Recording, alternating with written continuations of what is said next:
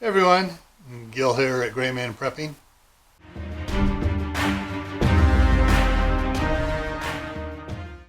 In this episode of Your Prep for Today, I want to talk to you about something that's sort of along the lines of first aid and sort of along the lines of hygiene.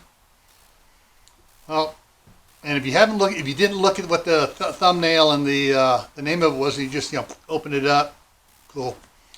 So anyways, what I want to talk about is fingernail clippers. And some of you are going to go out there, well, how's that first aid? Well, have you ever hung your fingernail up on something, had it peel back or tear on it really bad, and it's bleeding a little bit there, and it's catching on everything?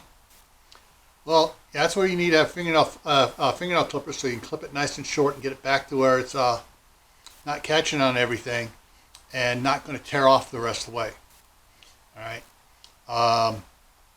Hygiene, fingernails start getting too long and you're working in the garden stuff, get all sorts of crud and stuff built up under there. And if you're working with compost and manure, now you got compost and manure underneath your fingernails if they're too long, and trying to get them clean is going to be a pain. So think about getting several pairs of fingernail clippers. Keep one in your get home bag, keep one in your car, in the glove box.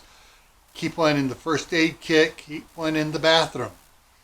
That way you always have one around, because I can guarantee you one thing, if you got little kids or grandkids, they're going to find them and they're going to play with them.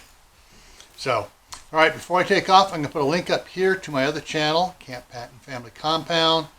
I got a lot of preparedness stuff over there, so you may want to go check those out, the emergency preparedness playlist and a couple other lists. You'll check out the playlist and you see what I'm talking about. So I'll put that up here, and then I'm going to put the link to the Prepping for Beginners and the Prepping in Private playlists here. All right? Why? Well, this is why.